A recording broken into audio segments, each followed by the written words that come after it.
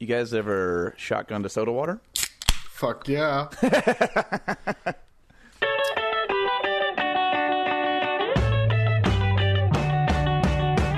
Did we actually want to start? Or? Oh, I was shotgunning, man. Fuck. Man, he had to have his... Oh, man, there goes the pace and everything. I gotta do you a fucked him up. Soda water keg stand. Dirt's the person that knocks over all the beer pong cups at the game.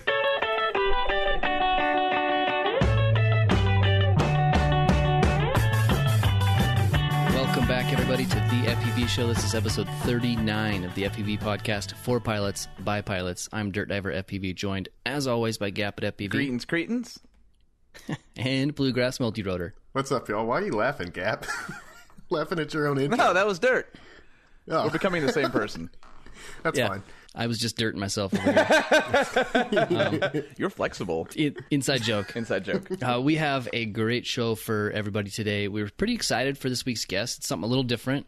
It's the paramotor YouTube super sensation whiz kid Tucker Gott. Yeah, like if you haven't looked into powered paragliding, then you should. Yeah. And if you have, he's the first guy that'll pop up on YouTube. Yep. He's like the Casey Neistat of PPG. That's God, that's what I was going to say. Thanks for stealing my analogy, man. No problem. We're pretty much of one mind at this point, so... Oh, that's fine. I'll allow it. If Dirt steals it, though, it's fucking on. He'll just dirt it away from us. And he actually flies FPV too, so I don't think he's been doing it for too long. So it'll be interesting to see those two worlds collide and get to talk. Let's ask him about his setup and then tear it apart. Yes, yeah. Be like, dude, your tune is ass. You should not be using that. Anyway, we have a great show planned out. Don't forget our friends at Emacs USA. Remember that code FPV show for 10% off everything on their site. The FPV show with Gavin, Blue, and Dirt.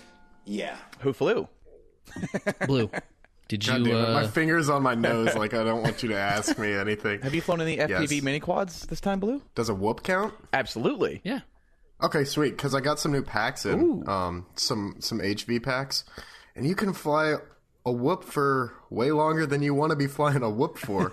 Really? Now, with some good packs, yeah. I guess the other packs I had were like just garbage, but were old.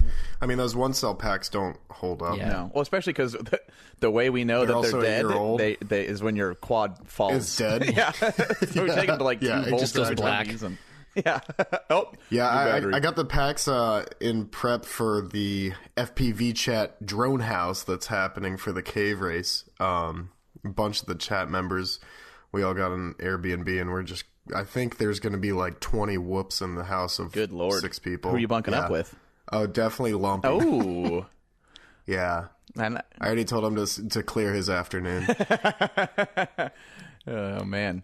Yeah, but besides that, I haven't flown anything big in a month, and it's terrifying because I'm going into a race basically cold. Yeah. You'll do fine. We'll see. What? Yeah, I'll do The great. video spotlight this week actually is pretty whoop focused. So yeah, is it? if Oh, you got to watch yeah. I need to watch. I flew a few packs here and there. Hey, Dirt, did you fly? it. Hey, Dirt, did you fly? I flew a few packs this week, my usual winter slowdown and or summer slowdown. I've just been flying the Steez around, working a bunch, flying the paramotor a few times since the last time we recorded, which is always super fun. And a big storm moved in, so it's been windy and rainy and just kind of general nastiness. So nothing too crazy. I keep ogling the Steez. Oogling? Yeah, Dirting. I'm dirtying it. I'm just rubbing my fingers all over it. And I did weigh it. And I don't know if you guys saw it in the show notes of the last episode, but it's 562 or 63, I think. That's light, man. That's with everything. Is it? With the GoPro rope and all that stuff. Yeah. Yeah. Yeah. Anything under 575 is pretty light, I think. Maybe I'm just old-fashioned and like just getting under 600 grams is like a big deal still to me. Yeah. Your racing experience really shows. Yeah, no joke. Yeah.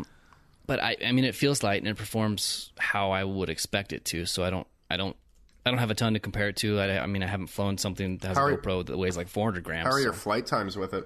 I don't know my flight times. They're my usual like. They didn't seem that much longer. If I'm not going too hard, I don't know, 4.5 minutes, maybe more. I don't know. Is that unusual? That's long. I feel like the rig I mean, if you're within the same ballpark as most normal FPV rigs, it's so much more about how you fly it for flight time than it is. Yeah. Like, Yeah, for sure. you're like, how long is your flight time? You're like, well, it's between 80 seconds and 6 minutes. Yep. Yeah, exactly. I was only asking just because he said it felt lighter to him. yeah. And I wanted to compare, I guess, to your Chameleon, if you noticed. I mean, because we can all agree the Chameleon's no, skinny Yeah. cheater. You know what it is? All those M2 What screws. is it? It's all the screws. But you like how it flies? Does it fly better than it's everything's happy, hunky dory? Yeah, I freaking love it. And I think those, I think we're going to cover this in the Blues News, but the those frames are starting to pop up for sale in a few places too. So Yeah, I think they came up like yesterday Yeah. or Tuesday on Halloween. ooh, were they like dressed up in any way or orange? Did they have like orange TPU? They were just camera real mounts? slutty. Speaking of slutty, I flew a little bit this week. The only spot for me to go anymore is that same town, Silverdale. Why? What happened to the beach or like that concrete place that you used to fly out on the coast there?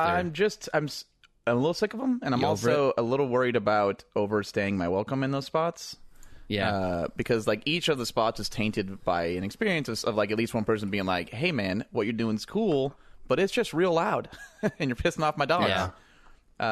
And like, Animals really hate it. yeah, like if somebody comes up and says is a jerk about it, I'll usually just keep flying there. But when people come up, they're like, "Hey, like this is legitimate. Like, can you just be a bro and not make your loud noise here?" Then I'll leave. Yeah. And so like most of my spots have had at least one experience like that, and so I just feel weird going to them. So like my envelope is expanding, and now I'll just piss off people in a different town. And so I went to Silverdale the other day. I woke up like to get there at sunrise, which this time of year is like almost 8 a.m. Yeah. And it was a little foggy on the drive down, and I was like, fog, it'll burn off. And then I just like hung around until like 11 or 12, and it was still foggy. And I was like, I guess I'll just go home and watch the game now. And I flew like 2 packs, Oh, it sucks. How And far it is the wasn't- drive? like a half hour. Okay. It wasn't the kind of fog where you can like, where it's just kind of hard to see. It's the kind of fog where you're just like flying through water. You Yeah. know? Yeah, you Like, get go- 10 feet out and you're like, shit, I don't know where to I go. can't see anything. Yeah. And it comes down and it's just caked with the liquid. And I Yeah. did that. What else? I flew my 2-inch. Oh, so I kind of resigned myself to flying the 2-inch since it could stay so low. And everything, like even small spaces feel really big when you're flying a 2-inch around. And I just ripped around like a little tiny parking lot in the 2-inch for all the packs I had with it. Like, how big was the parking lot? Like, what's a reasonable space to make a 2-inch fun? Well, when a man and a woman love each other very much, I don't know, like slightly bigger than indoors, Okay. but you don't like you could do it all in a little parking lot, like a little Radio Shack parking lot. You don't need a whole giant. You don't need like a Best field. Buy parking lot. You don't. Okay. But I would like to put a Crossfire on this thing and fly it in the Best Buy parking lot, and then to the next best, over to the Staples. You know. Would it? How long does the battery last on those 2-inchers? Well, about 80 seconds to 6 minutes, depending on how I fly it. Okay. It's a little. I have 2 kinds of packs. I have a 450 3S and a 650. And the 450 is like 2-ish minutes, and the 650 is like 2.5 to 3-ish minutes. The FPV show with Gavin, Blue, and Dirt. Yeah. Gripes. What are some gripes we can think of this week? I have a question. okay, That's you not really go. a gripe. Well, it's a gripe with myself. It's Your palms are gonna, you're gonna go blind. I am very flexible though. Just gapping it, man. Gapping it. Is that what that means? So, what you know the thing that's attached to your video transmitter that sends the signal? That's an Yes. An antenna, right? antenna. So what's Yes. 2 of those called? Well, if it was dirt that was saying it, it'd be an antenna. An antenna. Antenna. Antenna. It's like Montaigne. I said Joe Montoya. Anyway, so 2 is called. Antennae. Is it antennae or whatever? Antennae? Antennae. I don't know what it is. I think that's the proper. I'm a biologist, believe me. That's true. You have to pronounce that AE right. AE! So I think that you're right. I think that's the plural for it. But the question is like, are you an asshole if you say antennae, or if you spell like if I'm saying, oh, what you want to do is make sure you got a good set. I love you, antennae. But like if you're saying, make sure you got a good pair of antennae, does that make you an asshole, or does saying antennas make you look stupid? It makes you an asshole. Does it? Yeah. I think the people that are going to get you on syntax need to frig off. No. I'm just because I'm very vain, so I care about how I come off on the internet. So like if I really am a stickler about like who versus whom, then I feel like that makes me an asshole. Is antenna versus antennae the same thing? Whomever. I hope not, because I'd probably say antennas. Yeah, but people think that's fine because you're from the South. They're like, he doesn't know anymore. He's an idiot. He's an idiot. We're just lucky bless he can his read. heart. Oh, look, he knows what a microphone is. He don't know how to talk. Well, now you guys are going to have to think about it next time you pluralize antenna. I think it's Roll just, Tide. for me, it's just, hand me those antenna. Well, you already sound weird. You say it wrong. No, I you might don't. say it correctly, Antenna. but you're still saying it wrong. Yeah. In my ears. Antennae? Antenna. Anyway, that's not really a gripe as much as I'm legitimately confused on how to proceed. So, That's the weirdest gripe. We'll chalk it up as a victory for the Gap Scrapes. all right. Gabby, Blue, and Dirt. Yeah. I think Blue had a grape. I was just going to say, this weather fucking sucks, man. Oh, that's not a gripe. Yeah. That's small talk. I don't have a Gabby, gripe. Blue, and Dirt. Yeah. Follow up. Follow up? So Gap, you've been flying the Max Amp, and the Max and Amps packs. I've been flying the Max AFPs. Now you guys have me super self-conscious about shit I'm saying. It's like you all... Have you ever been to Minnesota? Yeah, are you from the Midwest? No. Is your wife from the Midwest? No. What the hell's talk wrong like with you? I'll just You let got you a guys... casserole? It could just be wearing off from casseroles. I'll let you... Casseroles? Queso rolls. Okay. Just reining this back in. Max Amps. The guys from Max Amps sent me a few packs that I've been playing with, and they fly pretty well. They're like HV packs, which I'm always a little leery about because, like, remember back in the day, like the Revo Electrics were all the rage. Oh, we can ask Dirt all about that. Yeah, I have, Dirt I have knows? 10 of those. Dirt how had are the they most now? fun ever with they now? high voltage packs right when they came out. Yeah, how are they fuck. now? They lasted like 3 weeks, and they all started puffing up like baseballs. Yeah, so I had the same experience with Revo Electric, so I'm a little bit leery when it comes to HV packs. That said, I've only flown these for, 5 or 6 cycles each. Yeah. And so far so good. They're really. I mean, you can charge them up to 17.4, and that's a lot of voltage. And you are charging them to HV. You're not just running them like regular packs. The first flight, I ran them like regular packs, and they flew about normal. And then now they're charging them to HV, and they have more power because it's HV. And they come down cool, and like so far. Again, not enough data to really make a judgment, but so far so good. Sure. Do you have the issue with do you use the ISDT charger still? Yeah. Do you ever run into the what you're issue gonna where it will hold the last lipo or the last battery chemistry setting? Yep. And you then go charge your normal packs to high voltage? Oh yeah. Oh yeah. So funny story. The 2S packs, I was charging those after I charged these HVs, and I funny they have an story. OSD, and I was like, weird.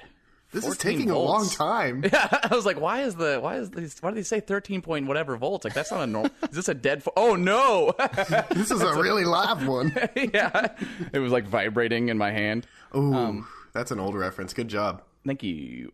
So anyway, so far so good. They're kind of heavy, and they say 1600 milliamp on them, and I'm not sure if that either my hobby wing isn't really calibrated to get actual current drawn out, or that might be a little high on Well, Did you them. calibrate it?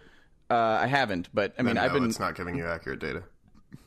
I haven't calibrated that. I need to pay more attention to it because what I should do is just run a Thunder Power through it and then do the math. Yep.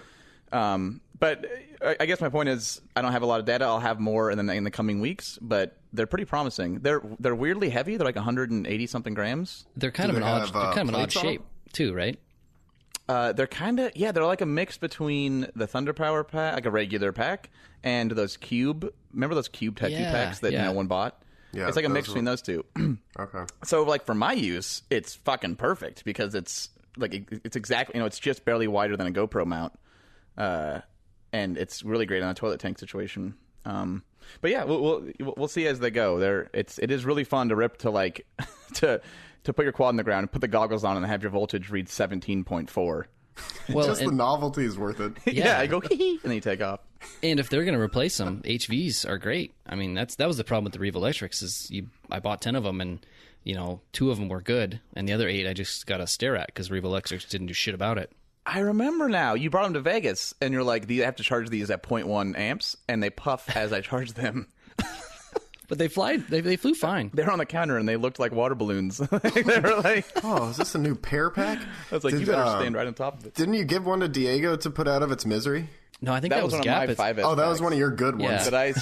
Yeah. that I still have, by the way. I still have those packs. He, like, after he did that, he, like, sent me money to buy new ones. So I can't blame him for it, but yeah. And now he does that like 6 miles away. No, he does like 6 miles away. Yeah. So we have a new voicemail greeting on our voicemail hotline. We do, and it's a good one. Yeah, thank you, I haven't Nick. heard this. All right, here it is. Oh, you haven't heard this yet? Oh, No. get your hopes up. Get your hopes. The grand revealing of the new voicemail greeting. You have reached the FPV show hotline. Please leave your name and any questions or comments after the beep. I love comments. Comments. And your questions or comments. That's great. Does this guy work for like WWE? Sunday. The FPV show. Kid seats just $10. So thanks, Nick, from Facebook. And if you want to get a first-person, like, live into your ear holes hearing of that, call the voicemail. Yeah, you can take any device in your pocket that it's a cell phone out, This dial our pencil. number, and it will play that to you. And that I'm not- hot number is 929-277-7985. Yep. We're not even kidding. We have a device that will play back audio to you if you call a certain phone number. What year is this? True. And then it'll record digitally the words you speak into that little device in your pocket that's a cell phone. And we can review it later. All right, that vortex you were flying, whatever it was called, the baby one, Mojo? Mm-hmm. Mojo. Moho. That's the, yeah. So Moho. I've been flying I should have mentioned that and how I've been flying. I flew it last week. So on the first-ish one, they sent it to me like a prototype, and I helped tune it. And then they use... I found this out after that I got this Mojo, by the way, that like there's 2 preset tunes. One is Final Glass and one's mine, which is funny because that's cool. Is yours first or second? I think it's second. Oh. But it's We'll just say definitely it's second alphabetical. Nice. It's definitely second in amount of time put into the tune. Okay. So then they sent me a couple more, and then they finally released a target for 3.2 for it. Oh, And they okay. said, hey, retune it, and we'll redo a thing. And so I spent like 3 or 4 packs retuning it yesterday. And then there's a video up. I'm going to post it tomorrow, but it actually flies pretty good. But the follow-up was last week I said the lens was really long and weird and like a telescope. And it's actually a 2.5 lens, is what they were saying. All right. 2.5, so it's probably rectilinear as opposed to very Fisheye. fish-eyed. Yeah. Yep. Cool. And but like again, like FPV lenses are so personal. Yeah. And also, there's so many different sizes now. You can't... Well, there's also the difference between field of view and, degree... Or the... what's the word I'm looking for? Distance from sensor focal point. Oh yeah. You can have a very wide, 2.1 lens. You can have a not so wide 1.8 lens. It's all... Right. That's why, that's why those GoPro, I don't know, they call them the GoPro 2.1 lenses that I'm flying are closer to like the 1.8s that other people have. And super fish-eyed. I thought the GoPro ones were less wide than their 2.1 name would make you think because they're made for a bigger sensor. So you're essentially sensor cropping. I think they're this more. is where the issue lies. It's almost like prop nomenclature. It's all fucking bullshit in the Yeah, end. it is all bullshit. I mean, 1.8 You is just try how until far- you like something, and then you go back and buy more. It's not that hard. Yes. There's, and really quick, last thing on the Vortex, one gripe that I had was that I couldn't put my regular giant 1.8 lens on it. And Too even long? if I could, it was too wide to like fit in the little guard. And then I have like a short stubby 1.8 lens that I'll use in a pinch, and that fit fine. But like there's so much camera guard and view. It's like 60% of the view was like looking down like a alleyway. Periscope up. Weird. Periscope up, and then so how they're addressing that is they're making a new mount that you can get for the camera to like push it forward, okay. you know, like a centimeter or whatever, so you can put normal lenses on it. So those are the things I was supposed to follow up on with that, and I did. Good idea. And then the last one, Justin L. Singer, I think, or Justin Isinger. Justin is Inger. He says, this is more of a question for the hosts, but when are you getting phone cases for the iPhone 10 or X, depending on how you want to read it? Well, Dirt, when are you getting an iPhone 10? Let's start with that. I think it should be here Friday, since I'm a big fanboy on anything that's shiny and made by Apple. I'll buy. And then the cases, we have no idea. The people who make our other cases, they don't even have them up for the iPhone 8, which has been out for a few weeks now, I think. So that one's just a wait and see. We don't really have any timeline, or we haven't talked to them about it or anything. So just keep checking the store, and we'll announce it here if they do get released. Sweet. Oh, you know what we forgot? Gap Scribes. Same guy, I think, by the way. But here we go. Blues News coming at you. Blues News. Blues News. All right, guys. Oh, hello? I had to get a little air guitar. Oh, sweet. I need some help on this week's Blues News. We got All right. not necessarily quantity, but more quality stuff we got to discuss. All right, we should just start off. This is brand spanking new news. This is like 4 hours old. Zoe FPV, Joey Stumbo, I believe is her name, posted on Facebook on a couple groups. I believe everybody here has seen them. They are it's a photoshopped box of just for men hair dye with Jet's luscious locks and sweet pose on the front, along with the rest of the DRL cast. And that was the picture post, but the long text post afterwards is what we are probably going to address. So Yeah. y'all read it, didn't you? I did. Yeah, I think... Go ahead, Gab. Oh, no. You go. No, right you ahead. go ahead. This one's too hot. Nobody wants to take it.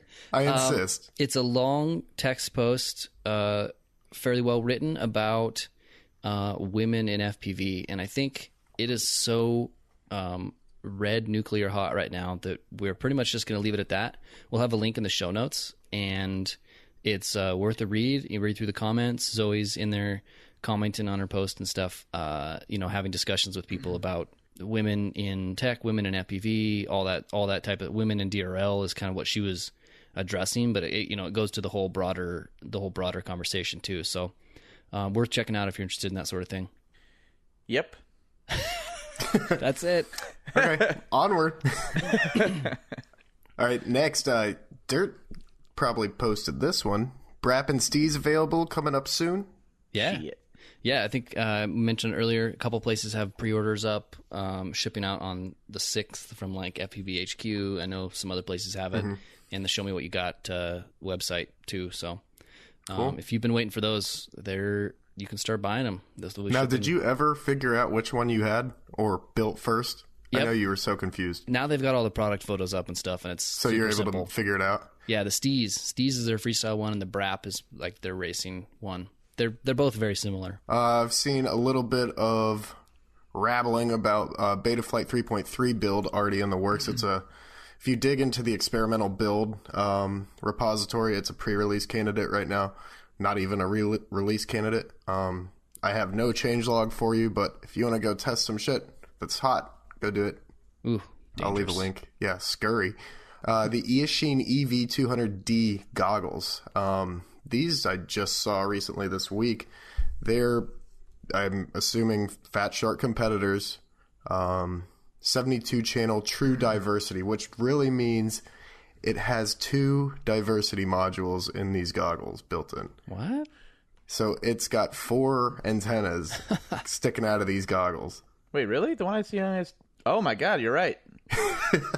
Yeah. This octopus son of a bitch. What are they thinking? So it's got like 2 separate... 2 separate diversity Ds, modules. essentially? Yeah, basically True Ds or whatever the other generic diversity modules out are. Okay, how do they mix Okay, hang those? on. How do they mix in the two together? So that's the real question. Are you actually utilizing both diversity modules? And it comes down to how they're switching the input signals. Yeah. And they don't make a single note about what switching technology they're using. So Tell you what they're knows? going to do. I have to have a theory.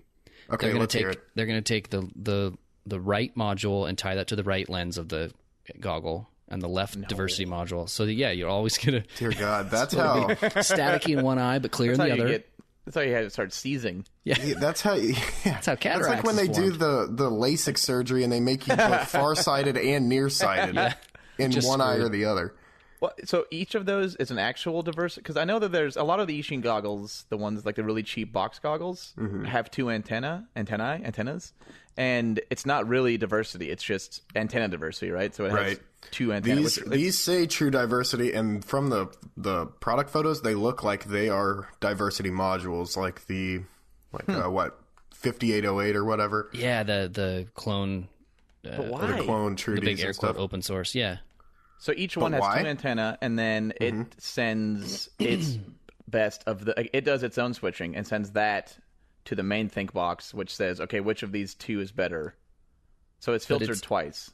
But it's how it's when the Maybe we're speculating on that. Yeah. We don't know how it's being switched. Like for races, when they use quadversity switching, you have two diversity receivers on a ground station, and you have what's generally a Oracle switcher, which uses signal strength and video quality as the determinant factor for which it pipes into your goggles. Okay. So we're just guessing here what the hell's happening. So Yeah. got some neat features on it though. It's got a 42-degree field of view, which isn't that the same as a HD2? HD3. Yeah. HD3, yeah. Yep. do they have any pricing up or anything like that? I haven't $400. seen it. How much? 400. No, 400. So it's the same price, right? See, I here's see the here thing. it's $299. Oh, Ishin.com says 400 marked down from 500. All right. okay. Banggood link has $299. That'll probably be an introductory pre-sale price, and then they'll Maybe. screw you in the end. That's a lot to ask from somebody to put a bunch of faith and because the EV100s shit the bed, right? Like no one, they're pretty universally hated. I never had them or even, Exactly. like, held them. So like going from that to being like, hey, trust us, spend $400 on this Yeah. thing. That's And also- I mean, I hope and it does as well. I mean, let's hope it works out because it's always better for the consumer when there's competition in the market. We all know 100% that. agreed. Yeah. I hope they're but great. I don't know. It'll be interesting to see how they hold up because it's the displays that are the expensive. Expensive, costly. Thank you. The expensive part of these goggles, and they're all manufactured by one manufacturer. So Yeah. The feature list on this is pretty stout, and so if it does what it says it does, then that'll be. I mean, I'd be curious to try them out. It's essentially they're like Fat Sharks, but with two diversity modules built in. Mm-hmm. Right? If Exactly. everything works out well, that's what it is. I mean, the battery even is the same. Yeah, I mean the way the IPD adjustments are, where the SD card goes. Which, by the way, Fat Shark, quit putting the SD card there. Yeah. You know how hard it is to put it We in all and out? don't have cocaine pinky nail. Like, You know what we've all done though is launch that fucking thing out into the grass. dude, if you're not careful, it hits escape velocity and it's on the way to the moon. All right, next. Has anybody tried these gate breaker props from Get FPV? Lumineer? I hadn't even heard of them. They're 5 by 5.3 by 3. Holy cow. Let's see, here's my nomenclature gripe. But I have not flown them. I don't know anybody that's flown them. All I've seen is people hating on them in Slack. But Yeah. What, We don't know. We don't know what's- much about them. Are they like what were those butter cutter? that's what they remind me of. But honestly, props are so all over the place these days. I can't even remember. Yeah, I think they're like the next version of their butter cutters. I think that's what I heard somewhere. They look a lot like it. The butter cutters were pretty unpopular, right? I assume so. I remember those things shattering like crazy. So Yeah. that's why they had to rebrand the gate breakers. Yeah. Yeah, I don't know The anybody hub that breakers. the heartbreakers. I don't know anybody that flies butter cutters. So I don't know. Weird. The price is they seem kind of expensive. Well, we'll see. Yep. Are they supposed to be super mega durable? Is that the whole point? That's what the product page says, but what I've seen from people that have maybe used them or seen people use them is completely the opposite of that. So Really? who knows? Derek, you posted this. Yeah, I mean, what's going on with CN China Hobby Line packs? Yeah, and I just kind of made this up, but there's like I keep getting emails from all the FPV. Blues fake news, is that what it is? Blues Thanks. fake news. You tarnishing my segment. Hashtag blue lies. Anyway, so I keep saying Thin blue lies. So I keep seeing emails from FPV shops that are like China Hobby Line, 30-40% off or whatever. And you start seeing too many of them, it makes you wonder, like, are they just dumping product, or are the vendors dumping stock, or is China Hobby Line dumping them because they have new ones coming? So that's something to keep an eye on. And if you want some, I mean, they're great packs. Still pick them up. Yeah, if you want decent batteries, if you can get them for get them. 40% off, buy 10. Yeah, exactly. So I just wanted to let everybody know.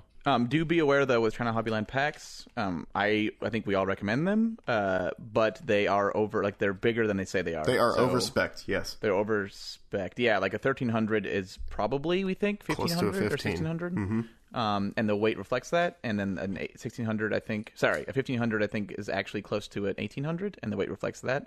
And they're great packs for what they are, but just be aware that when you buy one, that's what it is. Yeah, if you're buying for weight consciousness rigs, just be aware.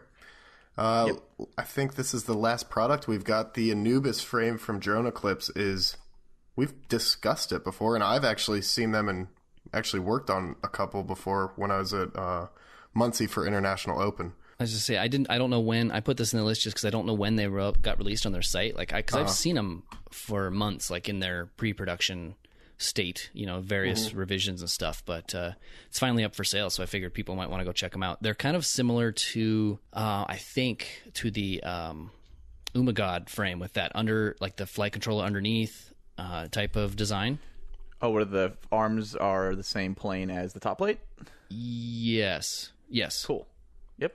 So it's a really cool design, and it has a really nice kind of TPU, or I don't know if it's CPU, but it has a nice soft camera and GoPro mount up on the front. So it's actually nylon. Yeah, it's molded. It's even better. And it's not molded. It's actually SLS 3D printed, which is a really cool technology. But we won't get into that. Fucking rugged. It's high quality, man. It's good stuff. So I've seen those things hold up to Scott, the owner of Drone Eclipse's flying. So they're durable. It comes with that GoPro mount for $75. Yep. That's a pretty good deal, man.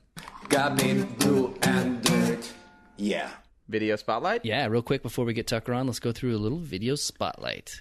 All right, I got one that was actually sent in by a listener, which I normally go, pfft. Is it the whoopage one? It's the whoopage one. Have you watched it? Oh my God. Isn't that cool? Dude, it has hand of God acceleration. What did they put in this whoop? I don't think it's that crazy. I think this kid's just really good at tiny whooping. You see the beginning. My tiny whoop cannot fly your tiny whoop that I now have cannot fly like this. My tiny whoop feels, I don't know if it's this fast, but it feels like it goes this fast because you're in such a small environment, and you can't fucking stop them, right? Okay, there's that, but also thing. He's flying this in acro mode, in rate mode. Yeah. Did you go to 25 seconds really quick? Oh, that's where I clicked in. Yeah. That thing where he does a double roll. Oh, when he does the Matty dive out of the second floor. Yeah, that's so cool. Yeah. Anyway, so it's this guy. His name's Josh Evans, and he is a tiny whoop master. Apparently, he's flying it in the Remember when tiny whoops first came out, and everyone's like, "God, I just want to be able to power loop my kitchen sink faucet." Yeah, he's doing that and adding a roll. He's doing that kind of stuff. Yeah, and it's like, he's not doing the rip around, go under people's feet on level mode thing. That is also very cool. He's doing the I think in the description, he's like, my whole point is to try to show that tiny whoops can fly kind of like. Oh my God, 153. Yeah, isn't that dope? This tiny whoop video is super inspiring to me because it makes me want to get my whoop back out and start. I just bought a bunch of tiny whoop stuff. And one last thing I'm going to say about it is something that's cool, and I bring this up a lot with older firmware. I think people that learned with older firmware have a leg up. But with tiny whoop, since they have no power compared to a new quad, that you really have to be aware of throttle management when you're like for instance, coming out of an S like that. You can't just goose it because it'll chop over the place and hit the ground. You're the filter and deadband on a whoop. Yeah, it's a great line. Yes, exactly. And like, so being able to do that kind of stuff smoothly and hide the fact that you have no fucking power is just, I think it trains you really well as a pilot, and also is very impressive. Yep, I'm stoked.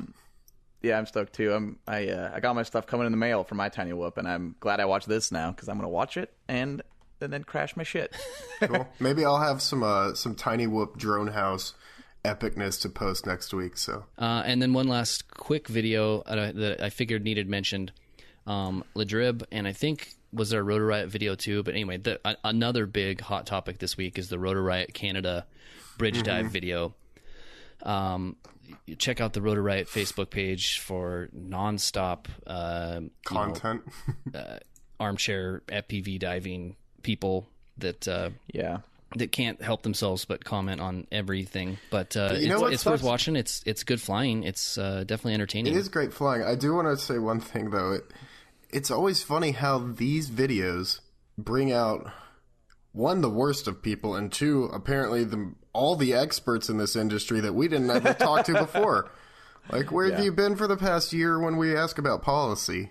Yeah. The thing that sucks about Facebook stuff like this is that the only people you hear are the people that disagree loudly or agree in a very, like, the people that are on each extreme. Because when you agree with somebody online, you just say yep, or you hit the like button. But when you disagree, you write 9 paragraphs calling, like, saying how stupid they are. And then there's a thread of comment replies to that. Yeah, and I think that I think we and probably the vast majority of people say kind of risky.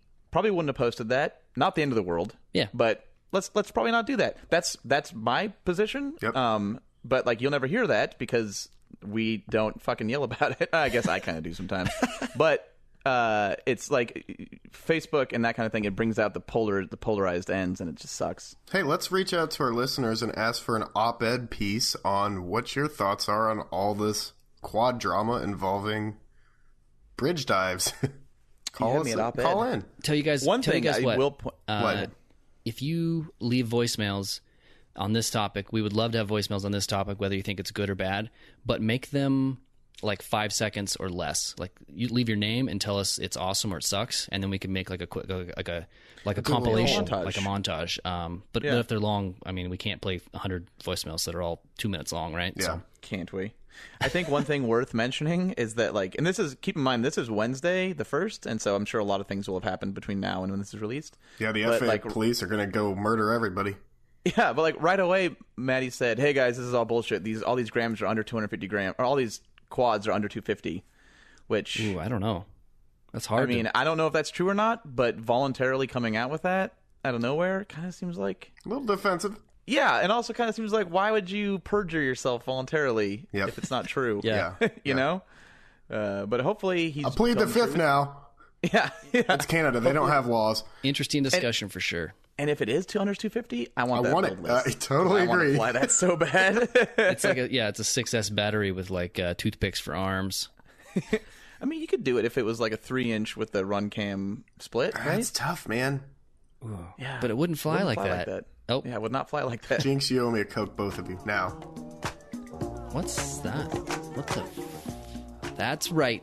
We're back to tell you about our great friends at Emacs USA. Always loyal, always awesome. Week after week, we can't thank them enough, and you should do them a solid by heading over to emacs-usa.com to check out some of their awesome stuff, like the tried and true Emacs 2306 motors, or maybe the new light spec, that's the LS 2206 or 2207 motors people like Gappet are raving about. Ooh. Also, while you're there, take a look at the tons and tons of other accessories and parts they have for sale, like the awesome 5-inch Avan props. And since temps are starting to dip a little lower here in the States, winter's coming on strong, at least fall is for sure, be sure to consider some of the indoor or the light outdoor rigs. Like the ready-to-rip Emacs Baby Hawk. Or for you guys that like to tinker and build, check out their whole line of 2-inch quad parts. 2 inch is great for that sub-250-gram Canadian bridge diving. That's what I heard.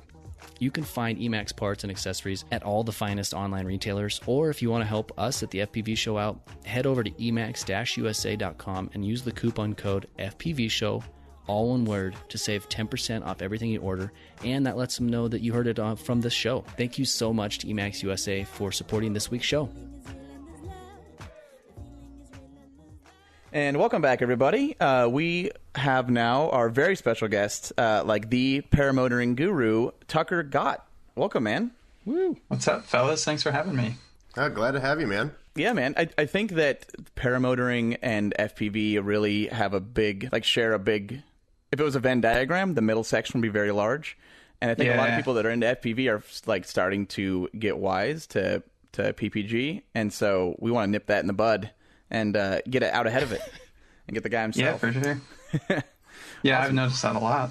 Yeah, I guess that's like my first thought would be why. I mean, FPV and drones and RC are inherently pretty nerdy.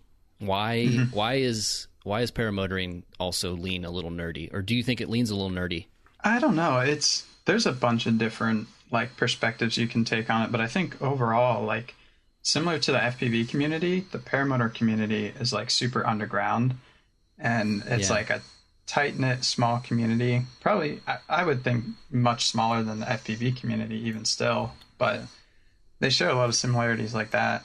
Yeah, part of that, too, is that I think... And I think Dirt Diver here is by far the most knowledgeable when it comes to paramotoring. So forgive my like ignorance over the course of the next hour. Mine as well, yes. But if I had to guess, I think that like part of the reason why it's so small and tight knit and underground, like you said, is because the barrier for entry is pretty high. Like it's a lot of tinkering, right? Like you have to. There's the money thing is one thing, but like you can't just go buy a thing and then go out and fly. You have to learn to fly and you have to tinker. And yeah, mechanics might help when that's keeping you in the air and alive. Yeah. I think that creates a very small, tight-knit community, like you're saying. Yeah, no, exactly. Like, definitely there's a good barrier to entry, but you are literally your own mechanic when it comes to these things. Like, there's not really anywhere you can just go to get your paramotor serviced. So it's like you become an expert on your gear, and you have to know that two-stroke engine inside and out eventually, like as things start to happen to it, which inevitably it does. You just kind of get a feel for what you're working on.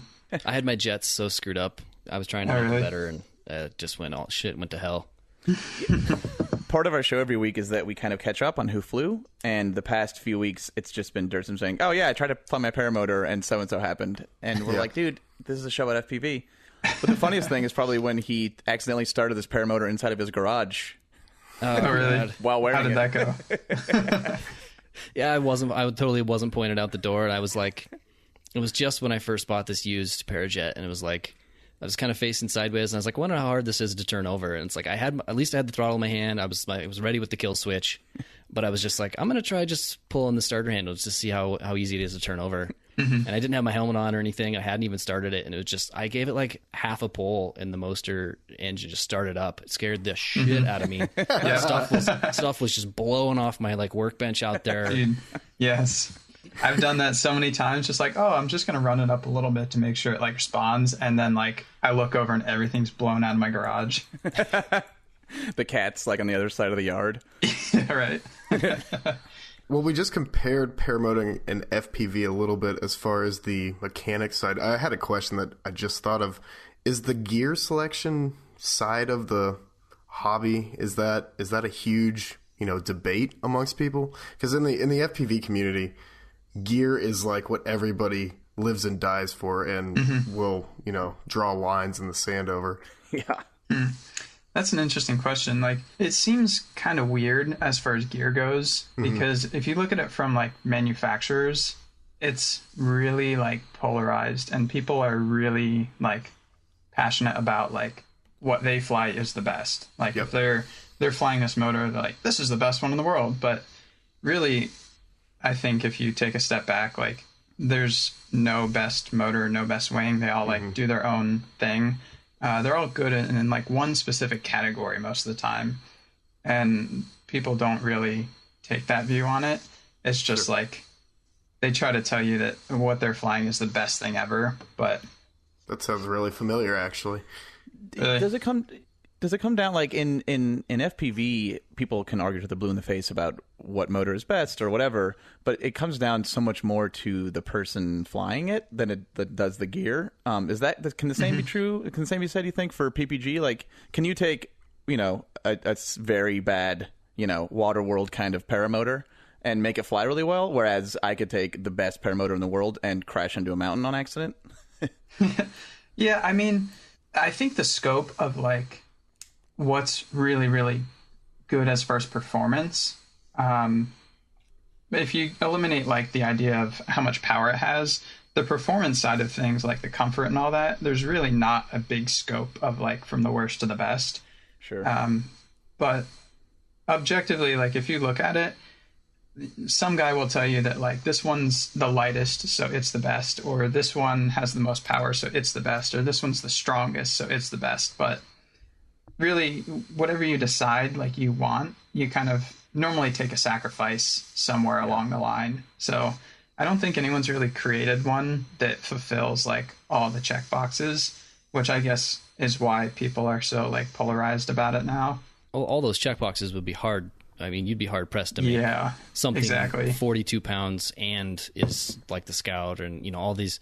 I mean, it's the same thing with FPV, like top versus bottom mount, or you know, gap at the toilet now famous toilet tanking method. Yeah, speaking of, you've been flying FPV a little bit on your channel and in real life, and it's funny because I think that you are probably the most watched FPV pilot in the world.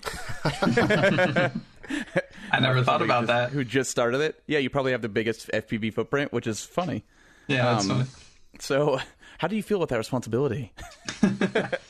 No, I want to start incorporating it more because, like, I fly a lot off camera, and I've never, like, only a couple videos I've showed some FPV stuff. But yeah, it's addicting. Like, most of the time, I just like pull it out and fly around my house. But yeah, I want to start putting it in videos more often and progressing into your guys' world more.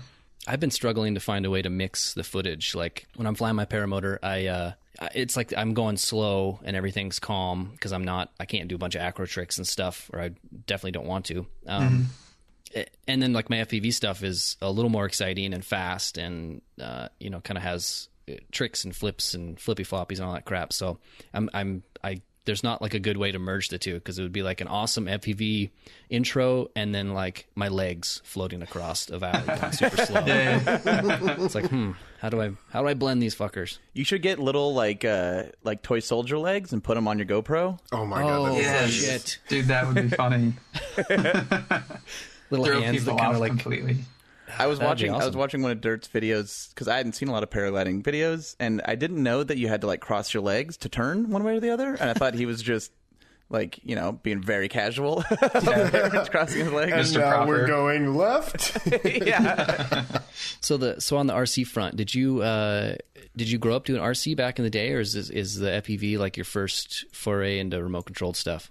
No, I got into it a while ago, like before lithium batteries even were like a big thing. I was like doing the nitro stuff and did some electric stuff with NiCads, and like when quadcopters, like, you know, David Windestall. Oh, yeah. Saying that right? Oh yeah. Yeah, like back when he was doing his thing with like the tricopters early on. Yeah. I was flying a lot of RC stuff back then, and then I kind of got out of it for a while, like right as everything started to catch on.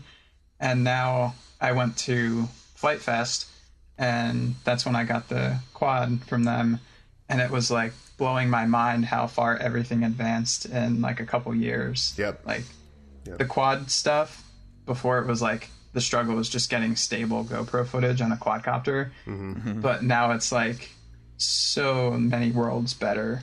Yeah, I mean, and back in those days, we were all waiting for Flight Test to put out a kit that had a round PDB and had replaceable wooden arms. Like that right? was the state of the hobby then.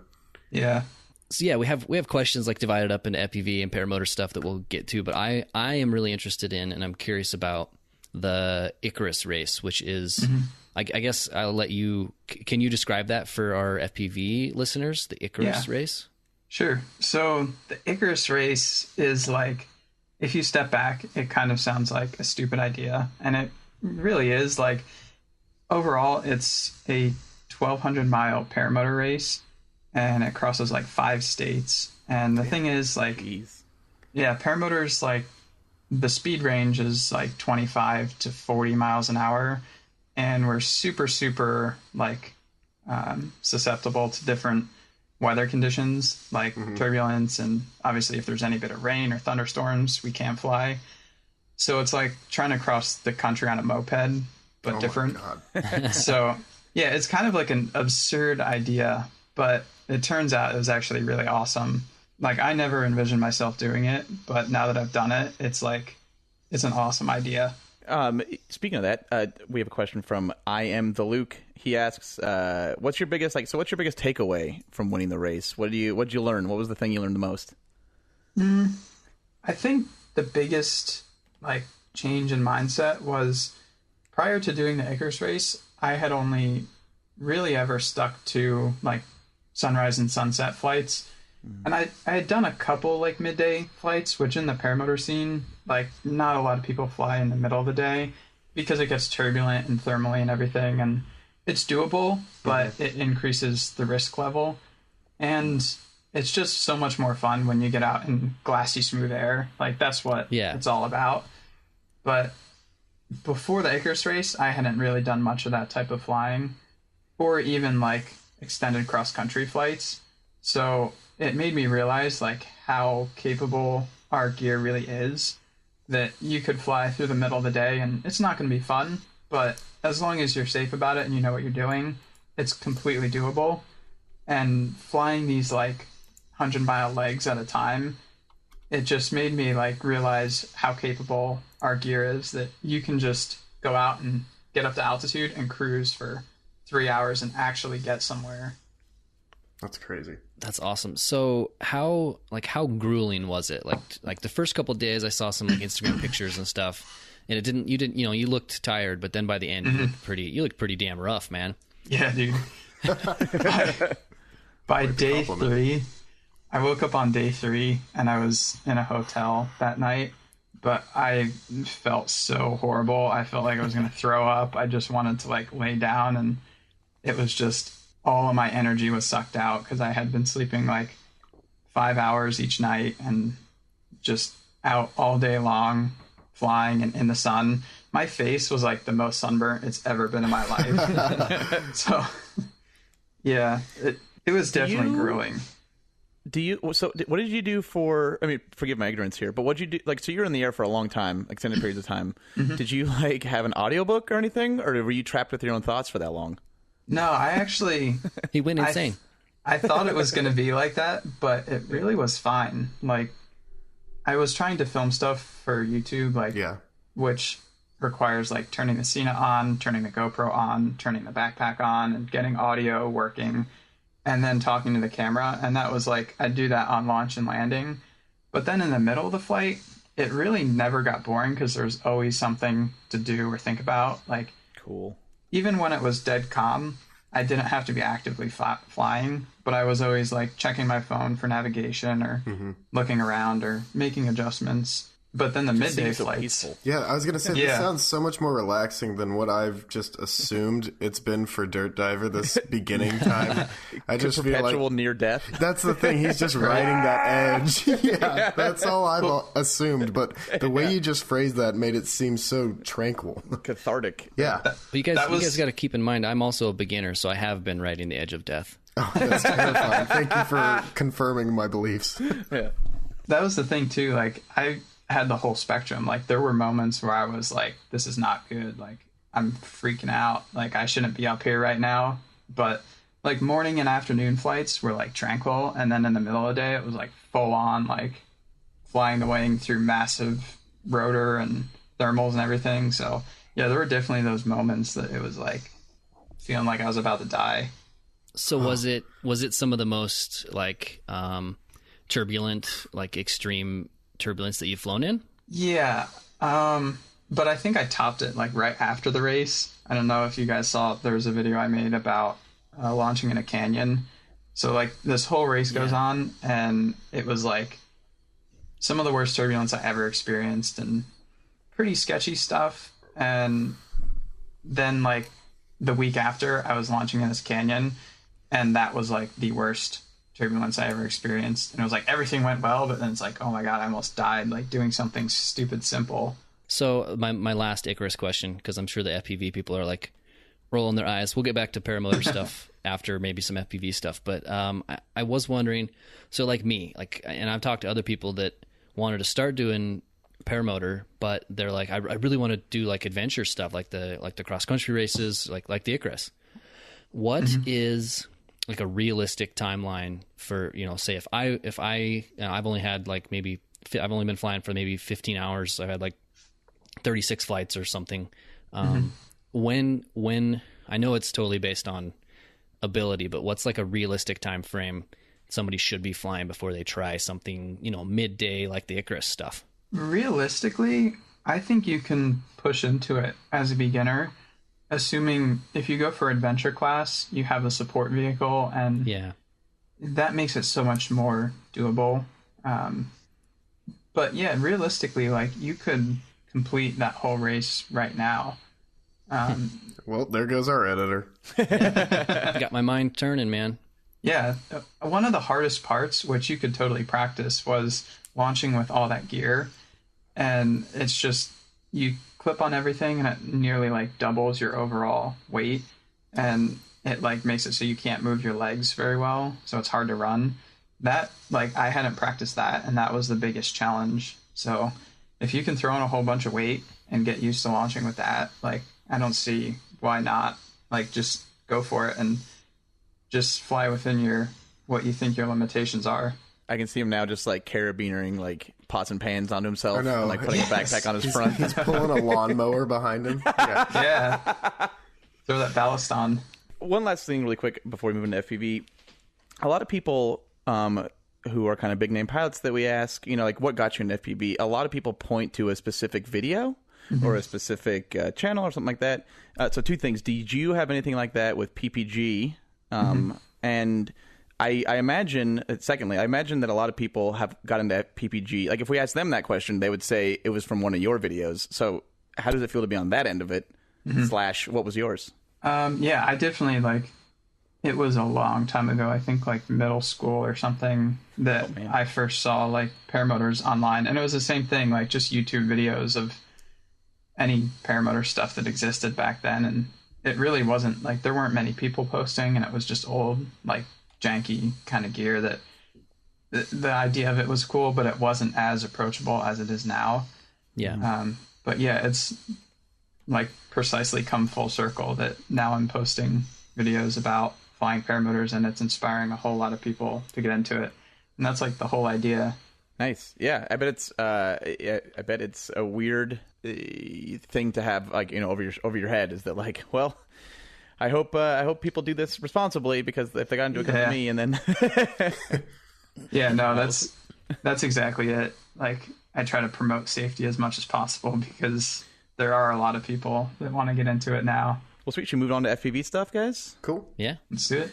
All right. So just really quick, how much FPV are you flying now? And is it more than you did in the past? Or why don't you tell us about your FPV life right now? Sure.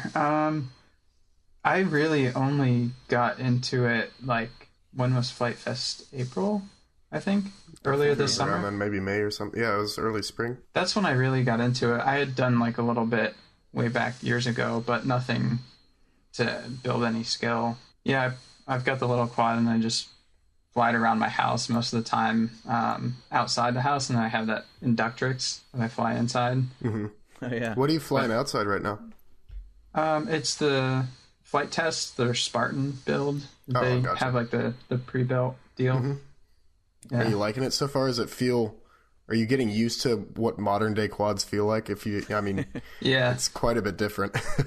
Yeah, no. I mean, I think I need to step back a little bit and like try to figure out how to tune it, because I haven't touched it, and the whole tuning process I don't know much about. So I think I can make it better than it is right now. Oh, there's always room to tune. Just ask him. He always critiques the hell out of ours. Well, it's so much easier now. It comes like we're so spoiled now, and like you noticed before, it's changed so much, and it's just like not only has it changed a lot, but the tick at which it's changing is crazy. Like it's a whole different. Every 2 months, it's a completely different ball game. Mm-hmm. Sweet. So, do you watch a lot of FPV videos? Like, who do you like in FPV besides Bluegrass? Oh, you're so flattering. I watch a couple channels, but the one I watch most often is Mr. Steele. Kind of like his style. That's probably true for most people that have ever gotten into the FPV. That's the main channel. Yeah. For the draw. Have you ever heard of somebody named Gappet? No. No. No, he's this pilot up northwest. He's Lives by himself in Canada. So did you so FPV and paramotoring. So what are the similarities, I guess, and what are the differences? Like, because for me, I fly a lot, and there's a certain part of my brain that needs to fly every once in a while. Otherwise, I get like frustrated and grumpy. Mm-hmm. And I imagine the same can be said for you, because maybe even more so because you're up in the air, like physically. So is there does flying FPV itch that part of your brain that needs a flight fix every once in a while, or how different are they? Yeah, no, it definitely does a little bit, like, as long as I'm flying something, but it's just to a degree. Like, flying the paramotor is something that, like, if I don't do it in a week, it's like I need to do it. Mm-hmm. It's just been that way for so long that if I don't get a good flight in, there's something wrong. And then can you alleviate that need with FPV at all, or are you at that point yet? I think slightly. Like, I definitely have that feeling that, like, if I go out and fly FPV for a little bit, I'll come out feeling better, but it doesn't fully compare to the experience of going up and just ripping around. It's kind of different, though, because the paramotor side of things, I'm a lot more advanced than I am on the FPV side of things. So when I go out to fly FPV, it's like I'm learning something new every single time at like a much faster rate. Every time I go out to fly a paramotor, I'm still learning something each time, but it's way more familiar. It's just a different experience, I guess. That's interesting because we've definitely talked about that same experience with skill levels and, learning things in the FPV realm. Mm-hmm. So speaking of that, have you ever done any FPV like simming? Have you ever thought about doing downloading like the DRL or one of the other 50 that are available? No, I mean, I've thought about it, but I haven't found a good one. Like, what would you guys say is the best? Oh man. Liftoff's just been updated. I mean, there's so many to choose from right now, and they really just excel in different aspects. I mean, that's what I'd say. Yeah. Certain ones have more free environments, other ones have more tracks, different physics. Unfortunately, it's all a toss-up right now. Yeah. Liftoff's handy because it's on Steam, so if you have Steam, you just download it and you're done. That's and also you don't need a very nice computer to play Liftoff. The DRL sim is really pretty and huge, but it's also pretty intensive. Yeah, you need a nice computer, and there's a few other ones that I haven't played. But those are the two main ones, I think. Especially since we're coming into winter, it might be... You could at least come out on the other side of winter with a lot of stick time, Yeah, no doubt. What do you do as far as like transmitter? Like, I have an old real flight transmitter. Would that work? It might it might need a dongle or something to plug it in. Does it have a USB? Yeah, it's on a cable. You'll probably be all right then. It'll probably be fine. Yeah, you just run the wizard. What transmitter are you flying with right now on your main quad? It's a low end Spectrum. I don't remember, DX6 or something. Can those have USB? I'm not sure. I don't know. I think those can plug in. I'm not sure. Might. Somebody will definitely write in this week and we'll forward it along. Yeah. Yeah, that's interesting. Have you seen, speaking of that, have you seen the paramotor sims that people have come out with? There's paramotor sims? Are there really? Yeah. You sit in a special chair? Yeah, I've seen them. I've never tried it. I've seen them online. And you sit in a harness and there's a fan blowing on you. And oh my God, that's crazy. I want to try this. Yeah, it's like an Oculus Rift type. I was going to say, Dirk, can you put on your Fat Sharks and do this at home in an office chair? Oh my God. I wonder if that would get you a step, like if that's if in 10 years is a paramotor sim going to be in some training courses for paramotors, do you think? I don't know. It's hard because I've never experienced, but just looking at it, I think the thing is it would help you with just the flight part, like in the air, flying around. But that's the simplest part. It's just left, right, and throttle.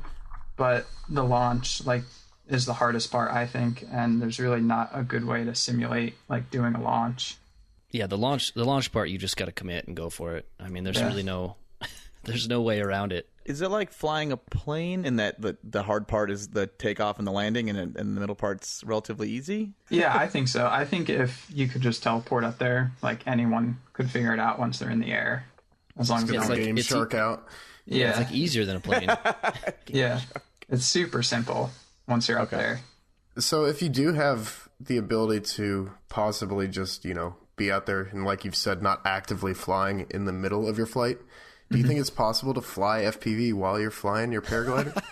I've thought about Acro that. FPV. You have thought about it? Yeah. I think everybody has. I have. I've been like, how high do I need to go to get a couple minutes of glide Since time? before you even got in the air, I was like, dude, the first thing you got to do is tiny whip yourself while you're flying.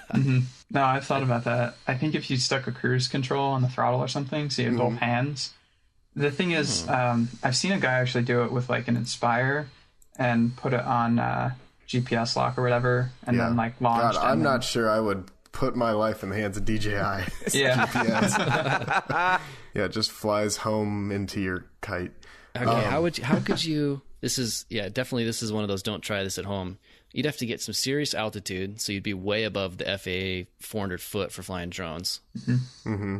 Then you'd have to either keep your throttle or just be gliding down and not know how freaking high you are. Put your goggles on. You just have to drop trust. your quad. Oh, that would freak me out. Like, I'm scared enough up there as it is. Have you seen someone in the FPV community did like a tandem on a paramotor? We Yeah, actually featured that as a video Did you? a couple weeks ago, yeah. Who was awesome. that? Was that White Noise? That was PD White. Yeah, somebody we that's who it know. was. Yeah. That was ballsy. He flew. That was him and his brother, right? Was it Yes. that one? Yeah. Yes, it was. Where he flew like inches from the guy's feet. Yeah, it's It was crazy. That's what Gappet keeps telling me. He's like, so yeah, you're gonna go up and fly your paramotor, and then I'm gonna like gap the gap in between the the risers Dude, on your wing. And I'm yes. like, no, you're not. Yes. Oh, he was for it.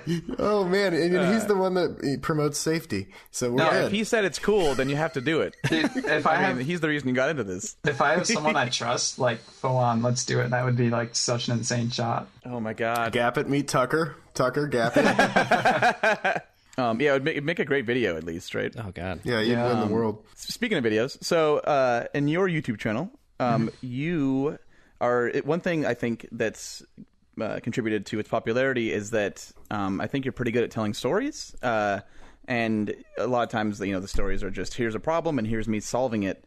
Do you think there's any FPV channels that are like that, or do you think FPV channels could benefit from that, or I guess what's your approach to telling a story on your channel, and maybe we can glean some knowledge from it.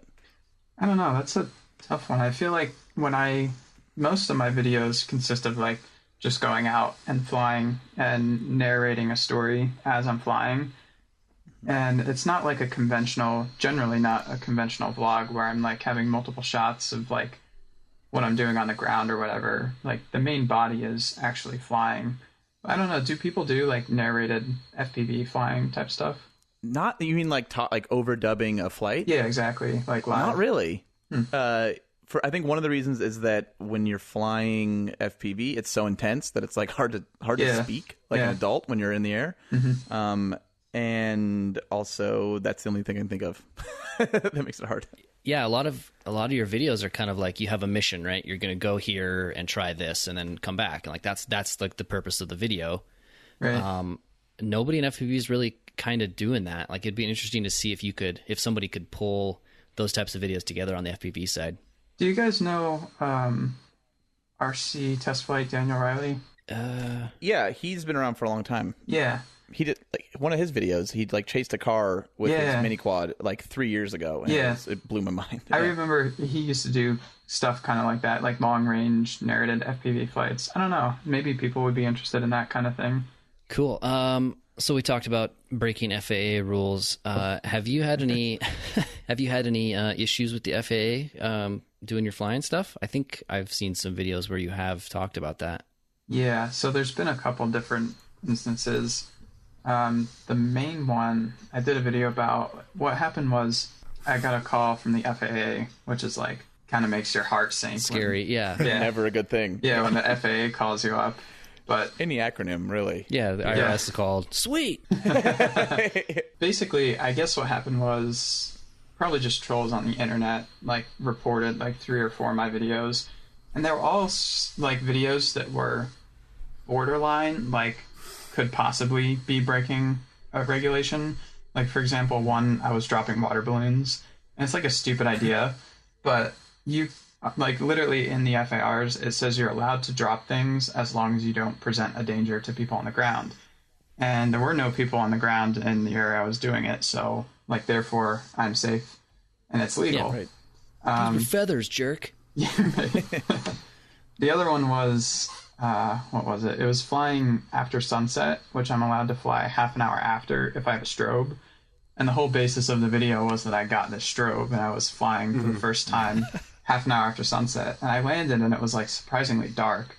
Like you couldn't see anything on the GoPro. But videos like that I've had reported, and I just followed through with the FAA and the local FSDO, and they went through and looked at everything and said, yeah, you're completely legal. No issue. Does that involve like actually meeting with your local FAA agent, or is it just like over the phone or something? Yeah, it was all over the phone. Okay.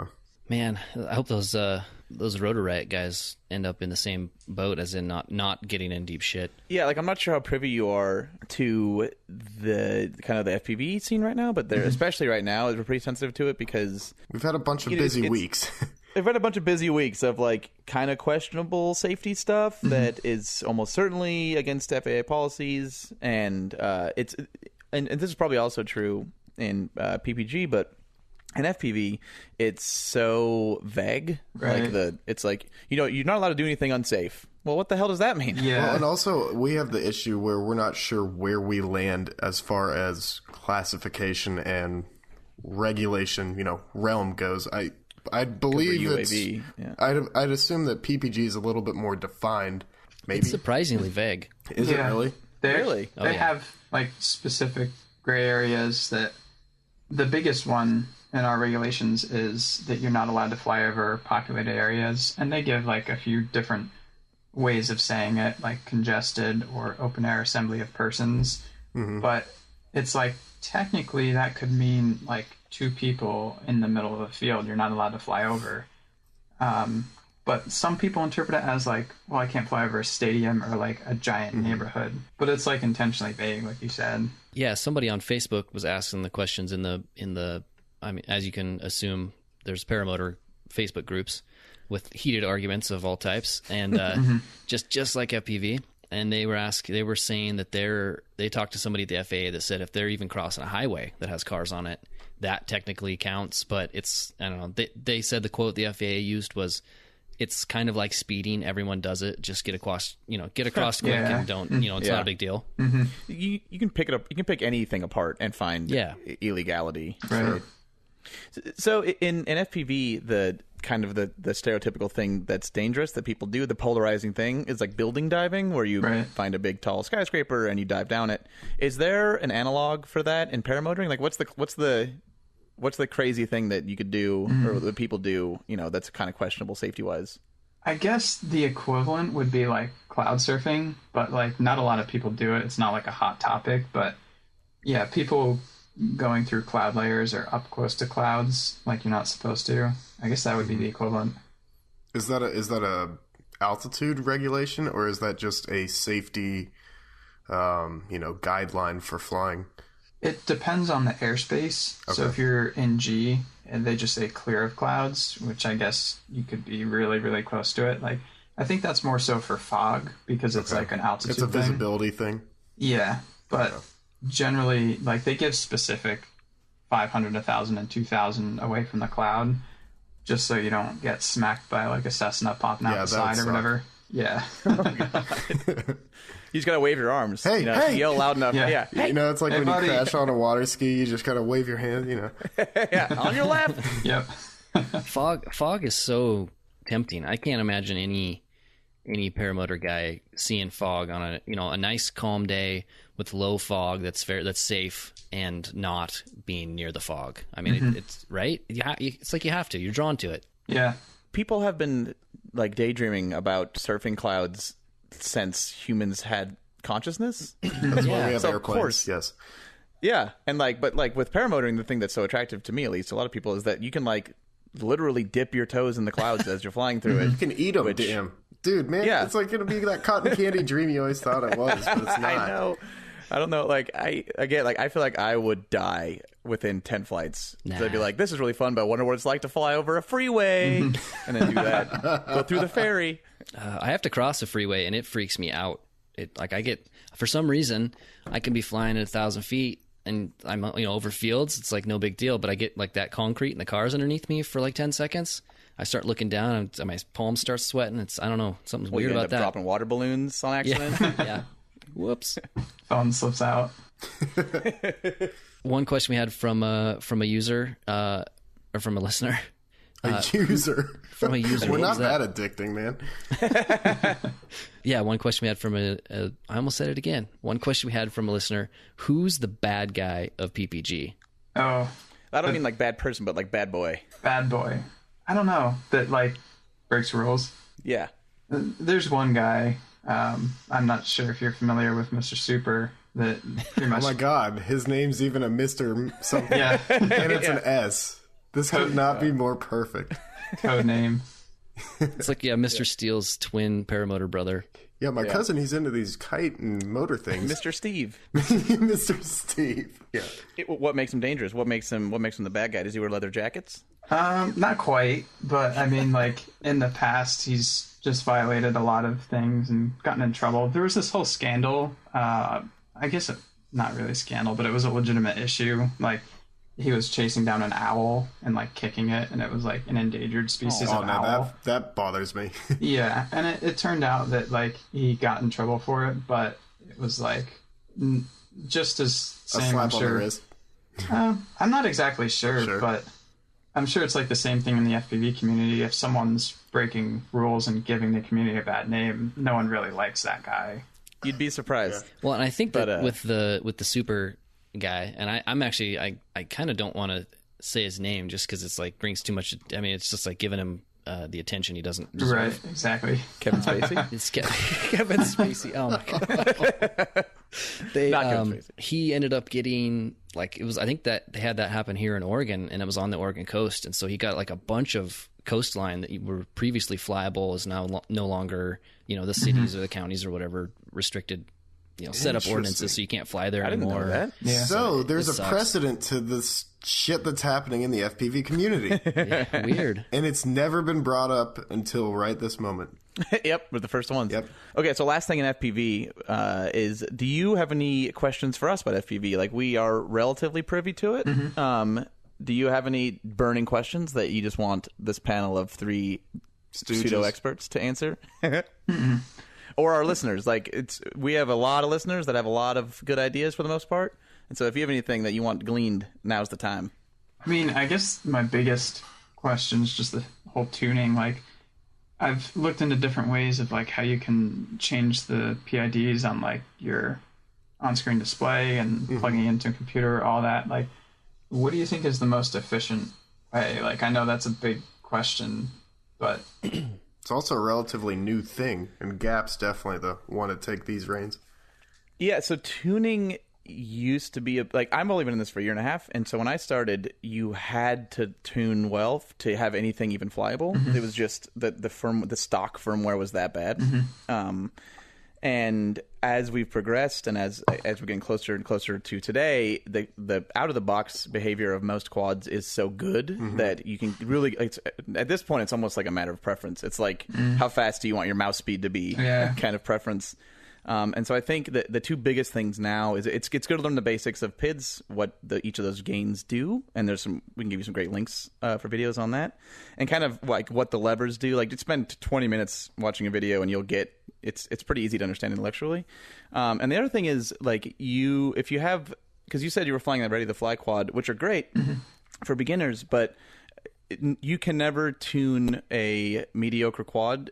You can never tune the bad flight characteristics out of something that isn't a very good quad to begin with, if that makes sense. Like, not shitting on Ready to Fly stuff, but generally speaking, the ones that we build ourselves and the ones that are a little more lighter and more high end, like you almost don't need to tune them. Like, a lot of guys don't even tune their quads. I would say that I have a brand new quad that I just built up, and it's running the newest beta flight. Well, what was the newest beta flight as of a few days ago.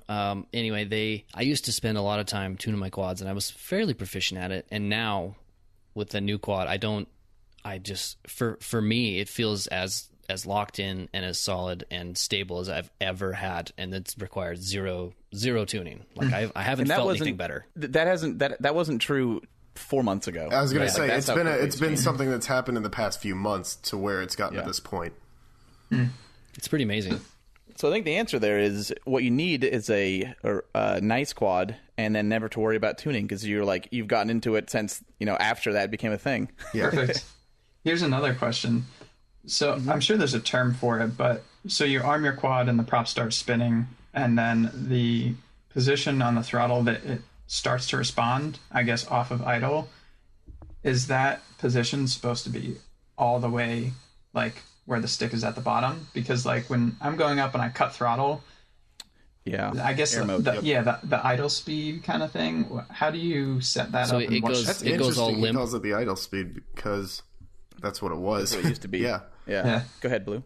I was going to say it's a air mode thing. It is a setting, and you can now set it depending on which version you are on for beta. I'm assuming you're flying beta flight.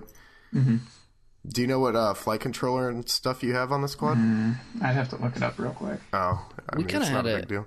We kind of had an interesting idea. Gap, I think you probably put the most thought into it. What was the general gist of this idea? So I think if you are trying to get into FPV and you haven't built a lot of rigs yet, we have a lot of shit at our disposal in terms of gear. We can just build you a rig and send it your way if you want. I mean, that's sick. We got it. Why would you turn that down? Because we have, like, it's funny, between the three of us, we like a while ago we did something called a quad pantry, where we just took all of our spare parts and made a quad and gave it away. Mm-hmm. And I bet we could do something similar to that. And like what that would do would solve all of those problems of needing to learn to tune and crap, because it would just be ready to go. Well, and it would also, I think it would jump you to a point where you would know, okay, this is basically, state of the art, and this is what it should feel like. Instead of right now, you're probably questioning it a little bit, like, could this be better? Yeah, I mean, exactly. we could potentially send it to you, and it would be about as good as it's going to get. Mm-hmm. Mm-hmm. And it would be it'd be interesting to get you back on or something and hear what the differences were or something. Yeah, no, that'd be awesome. Sweet, let's do it. I mostly just want to see what the difference is between a ready to fly one and What's something we can quote unquote piecemeal top of the together? line. Yeah. with no value to it. But to answer your question about low throttle, what that's called is air mode. And what it is in the old days, if you let your throttle stick go all the way down to 0, your props would just stop spinning and you'd tumble out of the sky, which is probably what's happening to you. Not quite. Or it's just feeling less authoritative. Squishy. Very squishy. So I guess what I'm asking is, like, from 0 to maybe, I want to say, a quarter throttle is the same. And then once you go over a quarter, it starts to idle up. That's probably a power to weight ratio thing. Even. Well, but I mean, so Could be that endpoints. that 0 to 25%, do you hear the motors increasing speed at all, or is it just dead? It's dead. So like when I arm to take off, I'm pushing the throttle and nothing's happening until I get to like maybe quarter. That's an endpoints thing. Yeah, that's can not do that in supposed to happen, software. right? Yeah, it's a setting. Yeah. You can fix that. We'll help you out there. Yeah, whatever. I could just say, just go on FPV chat, but don't do that, because You'll get flocked. Yeah, we do have a Slack chat room, but I don't know. Use a fake name or something. We can help you out. Just call yourself like George. Yeah, so we don't want to run too long on this. So I'll pick through some of the questions from our users, listeners. or heavy users. So self-training. Should Gapit just go buy all the equipment and try to teach himself? Yeah, just grab it off of eBay, Craigslist, anything. Yeah. What's weird is that's exactly what he did with drones.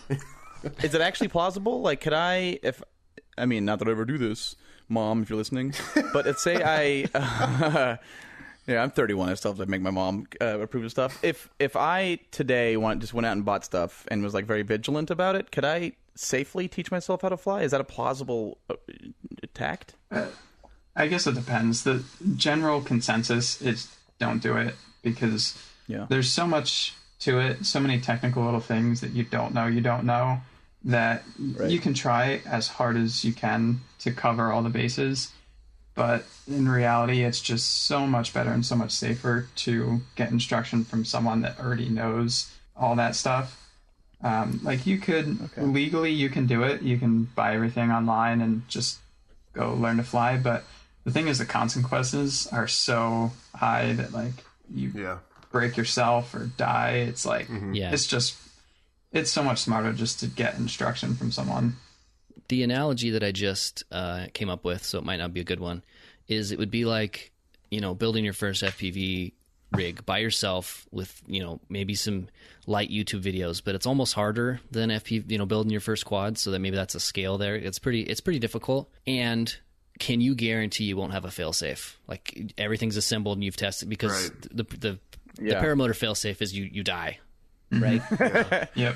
Wait, no, we have a parachute. Okay, so it's possible, but if you have the time and care about your life, maybe get formal training. Exactly. Yeah. Is that the consensus? Yeah. I mean, it's possible, but it's not recommended. Okay. Taking Blame asks, how many times you peed from your paramotor? I have yet to do that, but one of the guys on the Icarus race actually installed an external catheter system so that he could pee while he was flying. That's awesome. That's funny. All right, so we've got... Do we have a name for this question? Guess we don't. How often can you fly your paramotor? And you've already kind of hinted at it that it's very super dependent as far as when you can and can't. In terms of like throughout a week, I normally go either sunrise or sunset. So I guess there's like 14 opportunities to fly. And it depends on the season, but maybe a quarter of them are flyable in general from where I'm at.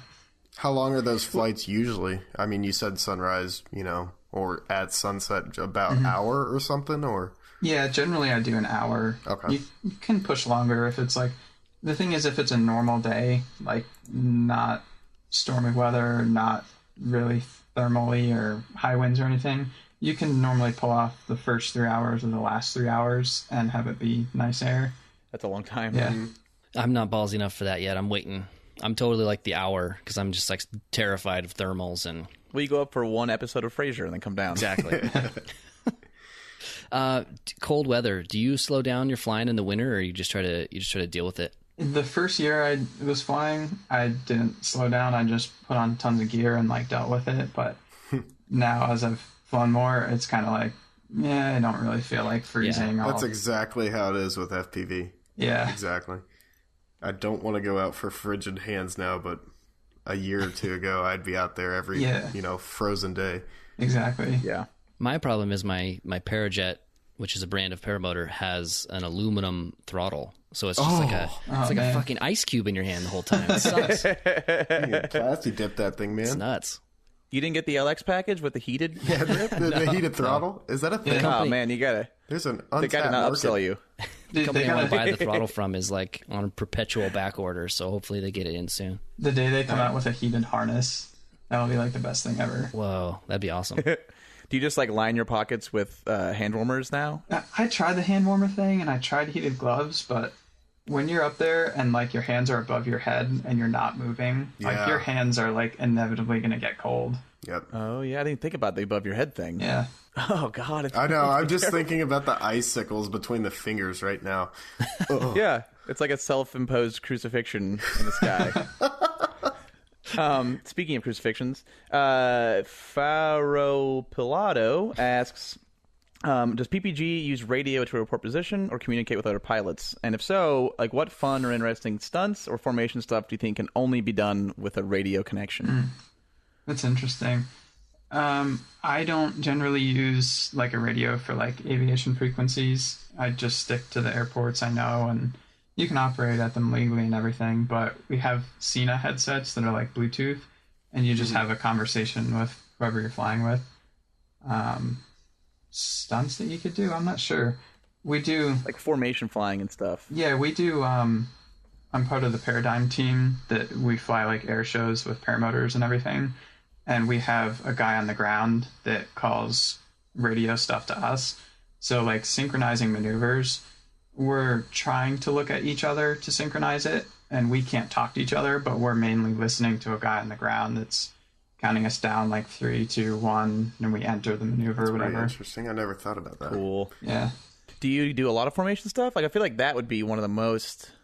Because what could possibly be more fun to do with your friends than, like, go hit... Because I've seen a couple of videos where you're, like, hitting valleys and hitting canyons and stuff with your buddies, And I just can't, like, if somebody said, hey, make something up that's the most possible fun thing you can do, I don't think I could top that. Yeah. Flying with your friends, No, in open air. That's one of the best things. And unfortunately, I don't get to do it a lot because there's, like, not many people around me that fly. So, like, when I go on a trip, I fly with friends, but we get up close to each other. And if it's smooth air, you can touch wingtips and you can stand on your buddy's wing. It's like... Someday I want to touch wingtips. Let us gingerly touch our tips. Yeah, that's the thing, though. Everybody likes to fly in FPV with their friend. Well, most people like to fly with friends, but the thing is, you can go and say, like, all right, let's go tail each other, through the trees or whatever. But they're just so hard to see. Yeah. You don't have that visual barrier that we have, and I'm kind of jealous. Yeah, I've only ever flown with somebody else in my training, like a week-long training class, and it was really fun. Although those are my first flights, so I was pretty sensory overloaded and pretty panicked. But I think imagine if I did it now, it'd just be that much better. Yeah, that's one of the things. Like, I remember the first time flying with someone else, it like blows your mind to see another like being under a paraglider like right in front of you, and it's like, that's what I am. Like, that's what I look like doing this. And it's just like that's insane. Wild. And the guy was like 2,000 feet away, and I was like, oh shit, he's coming right at me. It's coming straight for us. We're moving so slow. So I think we have one last listener question before we go to voicemail. Yeah. From Solo FPV. He asks, our good buddy, I have to have Solo's question here because he's so sweet. What is the worst situation you've been in the paramotor, or the scariest or most oh shit moment? That's a really tough one. And I think about that a lot. There's like varying degrees. Like the last one I talked about in the canyon, that was like, that was an oh shit moment. Like thinking about the reserve, thinking about the water I was over and the river, and it was pretty freaky. I wish you would have had more camera angles of that, because it's sort of hard to get a fix for how much your wing was moving. Was it more of like a front to back movement? Yeah, it was mainly front to back, and it was a wing I had never flown, so it was like completely foreign to me. There were a couple other ones way back, like in my first year of flying. I pulled a collapse on a glider I shouldn't have pulled a collapse on because I didn't know any better and I was stupid. And I'd seen people do it online. I'm like, yeah, you just grab the front lines on one side and you yank it down and it'll collapse and pop out. And it was way more violent than like I was expecting, but now I know like that is what happens. And I was like diving right and horizontal with the wing, like the wing was on the horizon. And then by the time I got back to the controls, which if you slow-mo the video, you see my hand like just batting at the brake toggle trying to get it, but I'm not actually gripping it because I'm like freaking out. And then it swings back the other way, and I finally like got control after 2 oscillations, but that was a pretty scary, stupid, self-induced maneuver. That verbalization just stressed me out of that whole situation. Me too. And I've seen the video that this isn't referring to, but I've been considering, like, everybody's like, oh, big ears are so easy, and it's just like, yeah, no, I don't think I'll be doing that by myself on my own for a while. Got me blue and dirt. Yeah. It's gonna sound so weird to Tucker, especially because he's like, what was that? The hell was that? It'll make sense. Where's this guy playing a guitar? All right, so voicemails. We have a lot of people listening to voicemails. A lot of people leaving voicemails. We're running a little long this week, so we're only going to play a couple. But keep them coming. Next week we'll try to maybe do like a voicemail extravaganza and just bust a bunch out. Always fun. So here is the first one. Hey guys, this is Rigo. I was listening to the Spawn podcast this week. Yeah, I know, it feels like I'm cheating on you guys, but it's okay. Gavin was there. In the end, he was talking something about editing videos, FPV videos, which triggered me an idea. What if there was a website or service where people just upload a raw FPV video and somebody in the community takes that and, turn it into a masterpiece for you to put on YouTube? So my question is, how much would you pay for somebody to edit your FPV video? How much would you charge for somebody to edit your FPV video? That's it. Keep up the good work. Talk to you guys later. Bye. Tucker, how much would you pay to not have to edit your next video? That's a tough one. Under $20? But how much would you charge to edit my videos?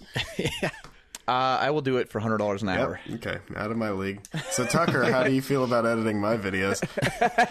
I'll do it, man. I'm all over it. I mean, you put out videos at a pretty steady tick, and it must, like, I put out videos at a much smaller scale than you, but also pretty frequently. At least for me, like, the tedium level, like, it goes from in its best, you know, when, like, my most pleasurable editing experience is when I'm watching a video and I go, oh my god, I gotta share this with the world, and it just, like, I find a song that clicks and it's perfect. Those are the best. And then at its worst, yeah, those are the best. And at its worst, it's like 10 o'clock at night and I'm like, oh shit, tomorrow's Monday. And in that situation, I would pay people to do my video. But that's not even a real question, because there's like so much of a YouTube video is the person editing it, right? Right. Are you are yeah. you at that point, Tucker, where it's like, do you have those same kind of ups and downs as far as each video goes? Yeah, there's definitely ups and downs, but I think there's been like a learning curve to it, that in the beginning I was like super tedious and it would just take hours to do a video, but now it's gotten to the point I've done it enough and I know what has to go where, and I can just fly through it and get one done in like a couple hours. And you're probably the skills of just getting the B-roll and stuff sort of kind of how you want it just the first time, and kind of in the right spots. Like, you might get like shots of unpacking all of your stuff, like all, and just kind of you just know what you need to get the right video feel you want. Exactly. Yeah. After you do it enough, it just becomes second nature of how to make it creative and interesting. And then the editing is so much easier when you actually have planned it beforehand. All right, we have a couple other voicemails. This one's really quick. Danny left something for Gappet. Gappet, just want to say, watching your videos makes me tingle. You're my spirit animal. I love you. That was it? Okay. Oh, I don't know who Danny is, But you like him. but here's my personal phone number. And then this guy asked about thumbnails for YouTube videos. I'm sitting here uploading a video to my YouTube page, and I'm trying to get fancy with my thumbnails. And I have, I don't know if you know of GIMP, but I have GIMP. Photoshop. I use that for photo editing.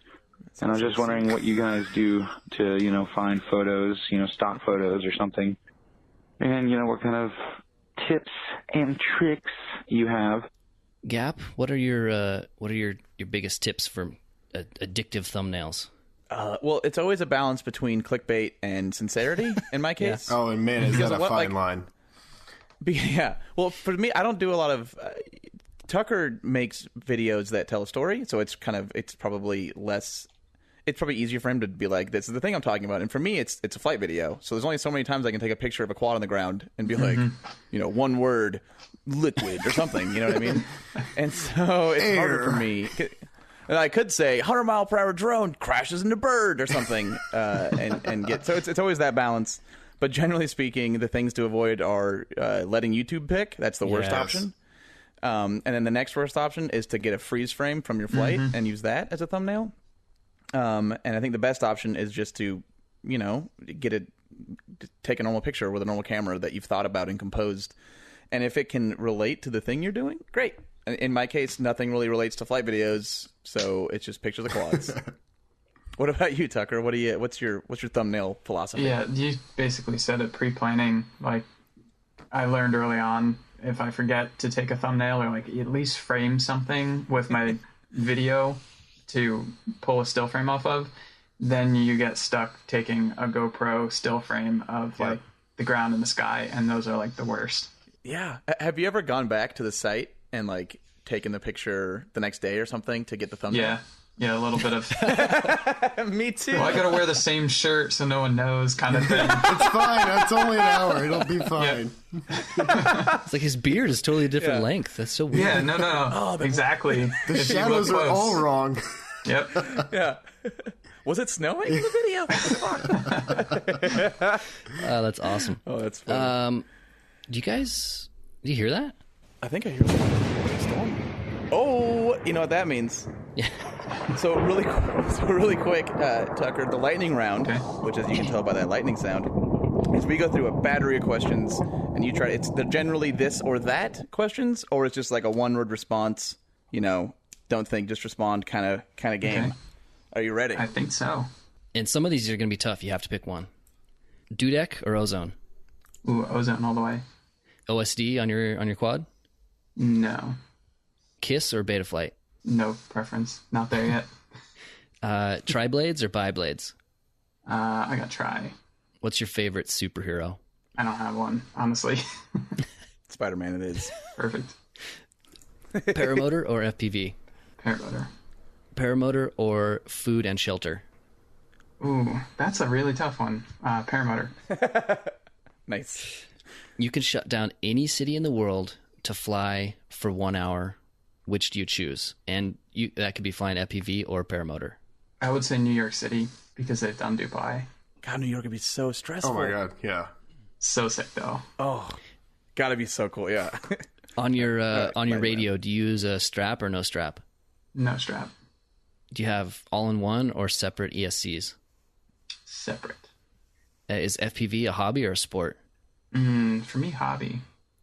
Is paramotor a hobby or a sport? Hobby? Crunchy or smooth? Ooh, smooth. Yes. Free Sky or Spectrum? Spectrum. Which would you rather FPV? Disneyland or NASA headquarters? Disneyland. You sit or stand to fly quads? Generally sit. Sit or stand to pee? Ooh, stand. Yeah, totally. Pee bag or jettison? Jettison. Evacuation. I put that in as a joke. Yeah, evacuation. Top or bottom mount? Top. Have you tried turtle mode? I haven't. For your antenna, do you use circular polarized or a dipole? Circular. Would you rather fly race flight or have continual, never-ending wing collapses? Oh, Jesus. Race flight. That's basically race flight or death. Yeah. By the way. I would take that. What's the next part on a paramotor to have a major advancement? I think electric everything. Oh, really? Interesting. I actually know of some people that are dabbling in that.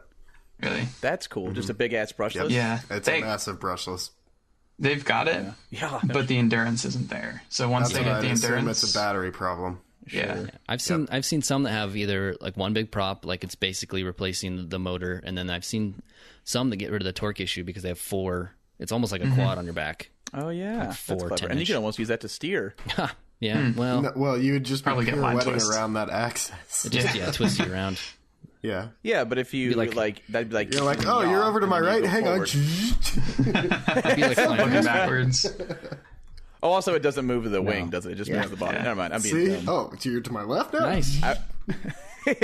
You survived, Yeah, Tucker. you just end up twisted around. Yeah, you survived lightning it. round. Nailed it. Boom. All right. Sound effects. Ooh, sound effect. Okay. Why don't you ask this one, Gap It? Oh, I think we have one final conundrum question, and then we're going to close her out. Are you ready for the final Hit question? me. Okay. Would you rather, and this is a super, like you become a superhuman in one of these ways. Would you be able to run 100 miles per hour or fly 1 mile an hour? Like Superman fly? Yeah.